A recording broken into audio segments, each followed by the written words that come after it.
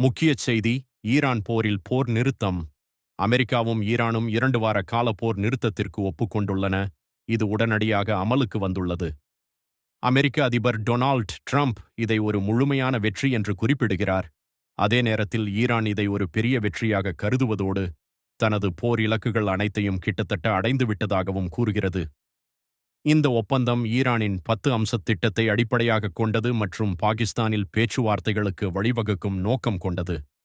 டாக்ஷாவு.டீ Hormuz ஜலசந்தி கப்பல் போக்குவரத்திற்காக தற்காலிகமாக திறக்கப்பட உள்ளது. இது எண்ணெய் விலைகளில் பெரும் தாக்கத்தை ஏற்படுத்தியுள்ளது. அவை கடுமையாக வீழ்ச்சியடைந்துள்ளன. பங்குச் சந்தைகள் சாதகமாக எதிர்வினையாற்றுகின்றன. உதாரணமாக டாக்ஸ் கணிசமான ஆதாயத்துடன். போர் நிறுத்தம் இருந்த போதிலும் லெபனானில் உள்ள ஹிஸ்புல்லா இலக்குகள் மீதான தாக்குதல்களை இஸ்ரேல் தொடர்கிறது.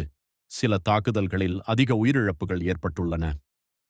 லெபனான் இந்த ஒப்பந்தத்தின் ஒரு பகுதியாக இல்லை என்று நெதன்யாகு வலியுறுத்துகிறார். ஈரான் பின்விளைவுகள் ஏற்படும் என அச்சுறுத்துகிறது. டாக்ஷாவு.டீ போர் நிறுத்தம் பலவீனமானதாக கருதப்படுகிறது. முரண்பட்ட அறிக்கைகளும் மீறல் குற்றச்சாட்டுகளும் உள்ளன.